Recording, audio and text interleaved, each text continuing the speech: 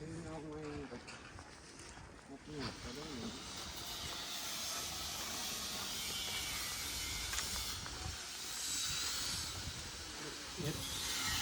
วัดอยู่เพิ่งวัดเพิ่งที่พิพิธภัณฑ์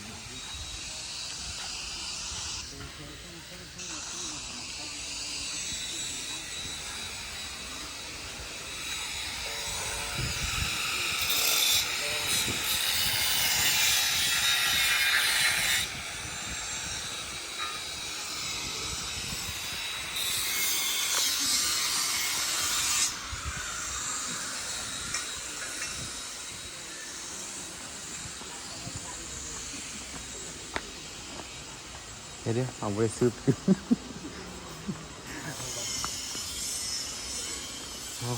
เข้าทางนั่งก็ซื้อปีใช่เพราะคนละเสี้ยนก็ซื้อคนละเสี้ยนก็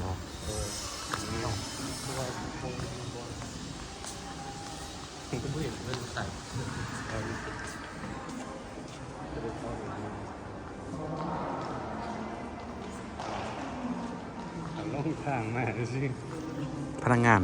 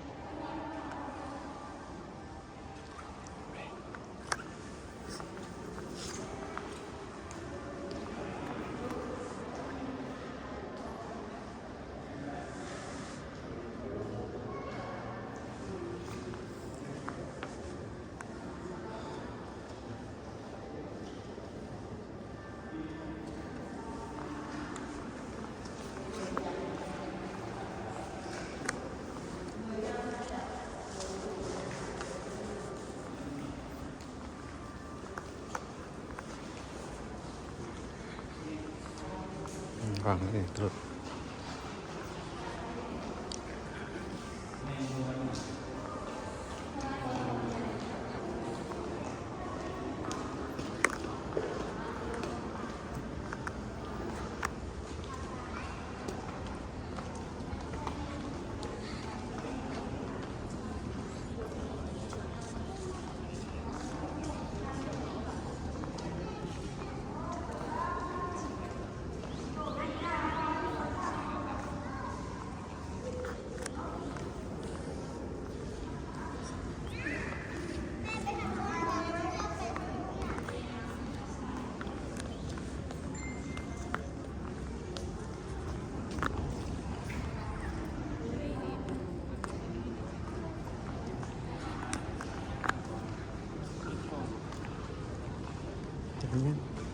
ไปวัดก็ว่ากันไหม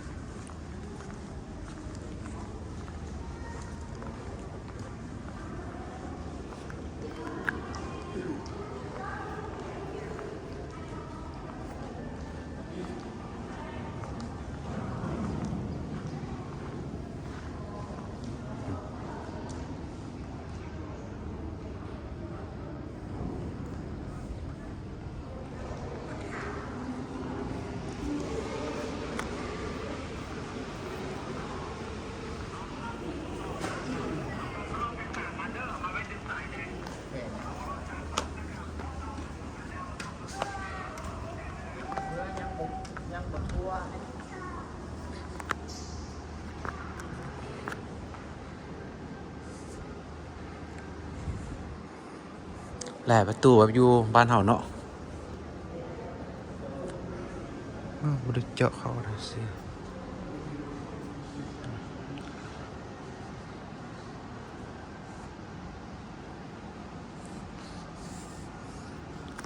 วัดไฟเตียกระโหลกไม่ใช่วัดเอากระโหลกนี่ไปตี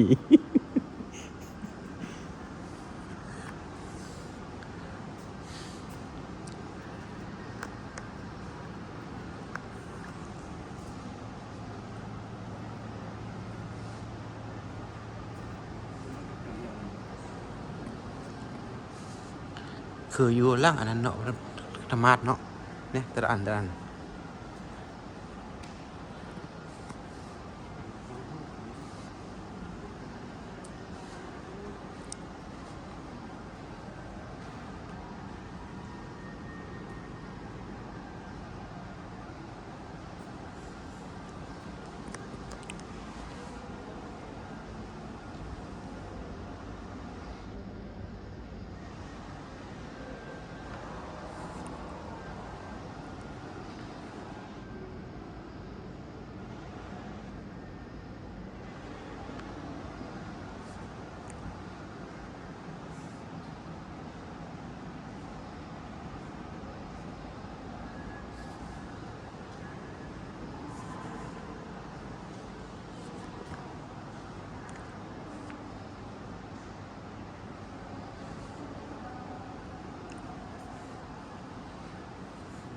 ทุกเขา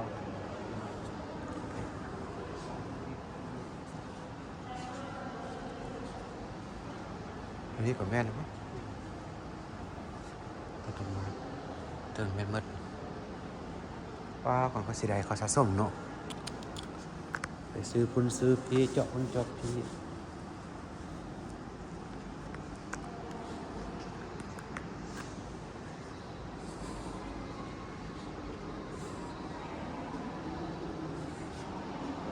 ต้นเรื่องเบียร์ครบจบคำปิวนะ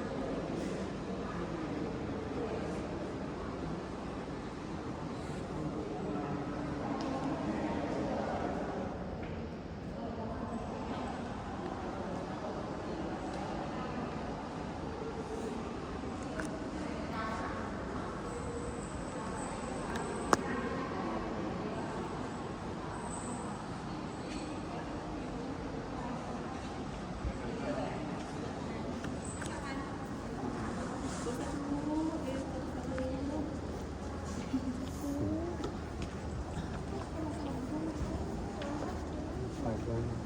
มันมีผู้วัด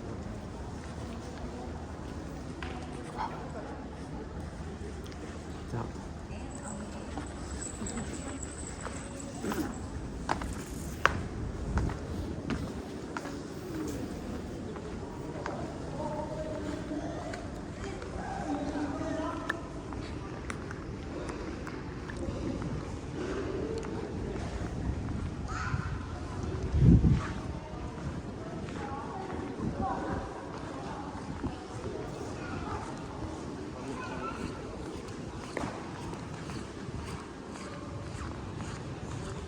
โอ้มึน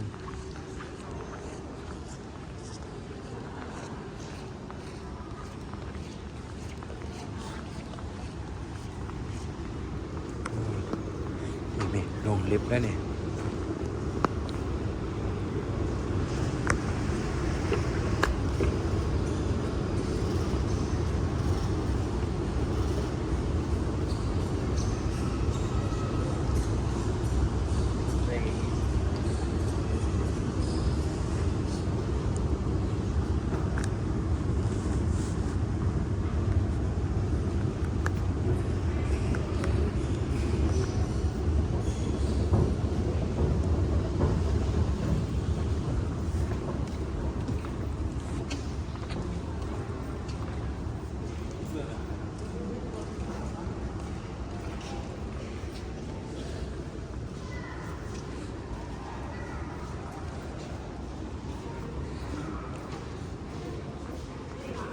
พ่อตัวเป็นเตบันขอบพระเจ้า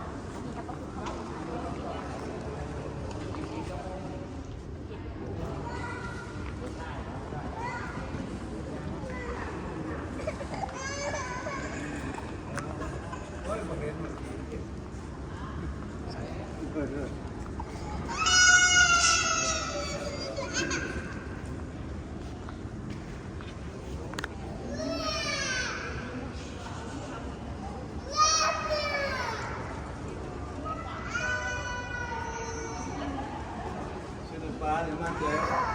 นเจอโรงพยาบาลไร้เนาะเสียมือปัสสาวะสั้นเลยปัสสาวะสั้น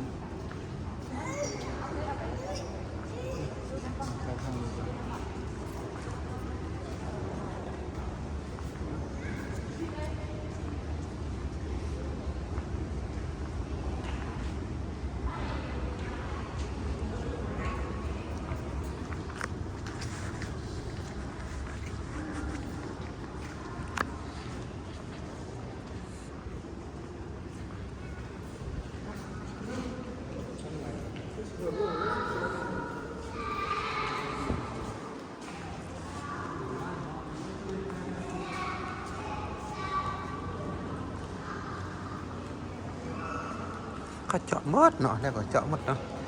ไม่พวกกินเนี่ยก็เจาะหากไม่ก็เฮ็ดหมดอ๋อเดี๋ยวเฮ็ดพวกคักนี่เนาะส่วนก็เจอ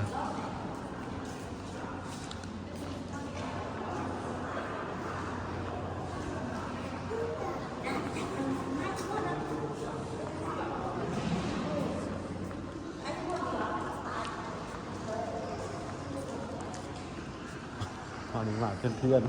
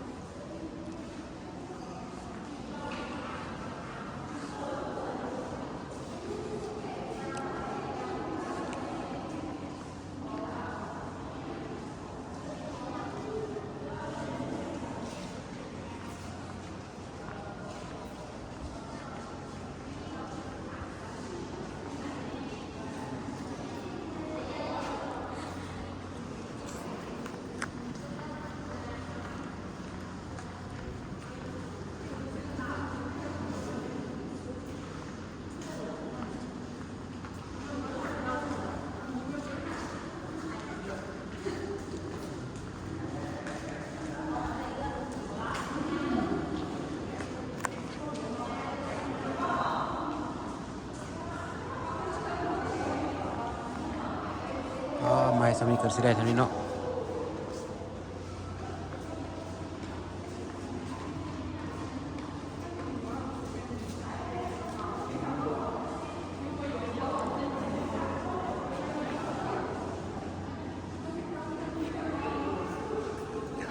พระโอ้นี่พระเรียกพระอะไรเนาะโอ้เนาะประธาน ของรอเดียวเดินกันมาจับอันของรออันนั้นเครื่องทองกับมันรอได้เขาหนึ่งอยู่ เอาลูกศิษย์เด้เข้าไปท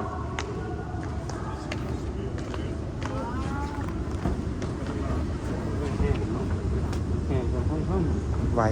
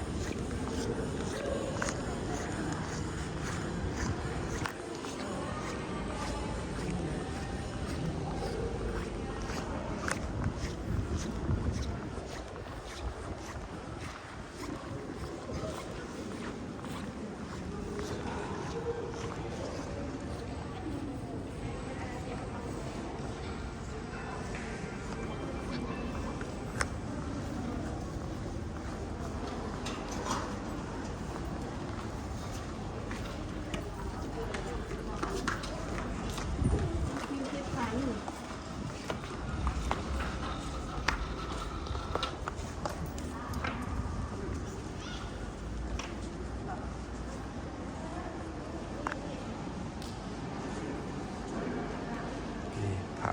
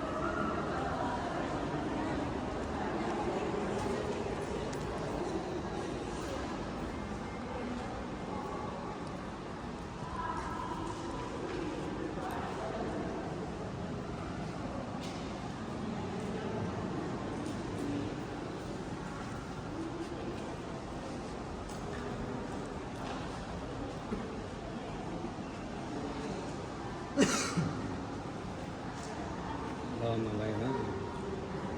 จะซื้อคำ นี่ก็คือเก่าเนาะคือเก่าเนาะ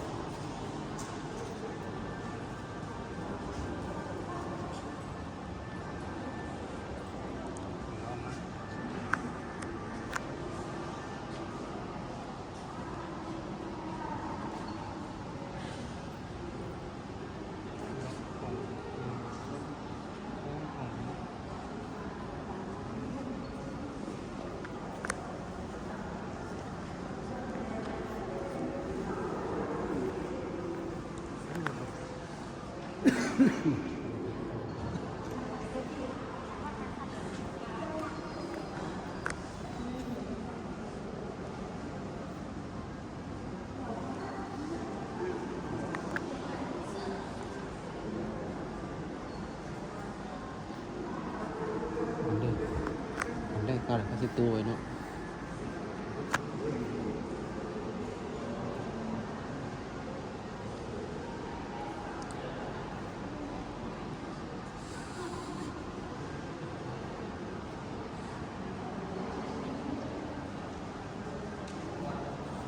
ไ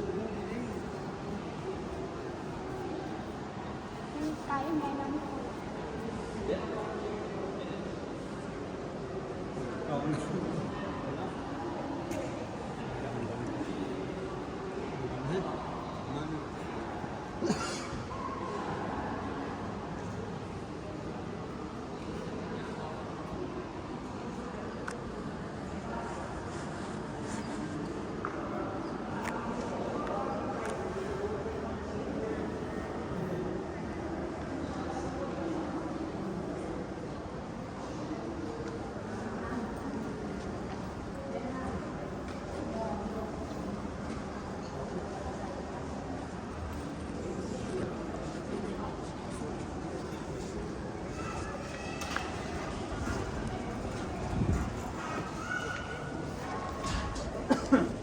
วันนี้นี่ครับตอนบทันมุงนั่งขานำมาเบิ้ง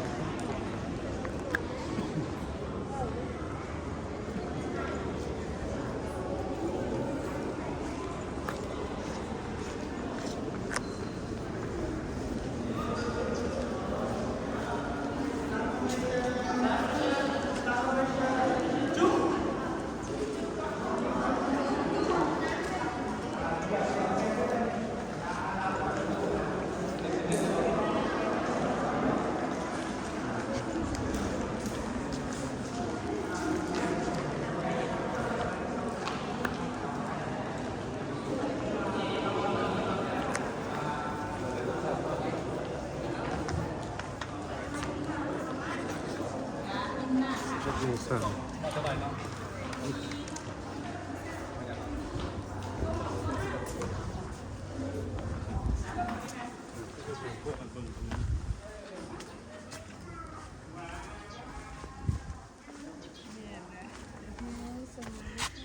โอ้ยได้หมายเนี่ย มันมาไม่ได้ขนาด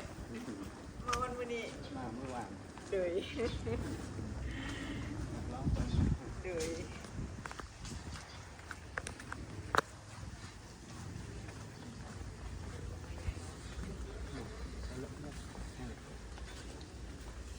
หลังจากเทียบเลยสุดเลยต้องไปห้องเขาไปลงไปเลยไปลงไปเปิดเมื่อสุด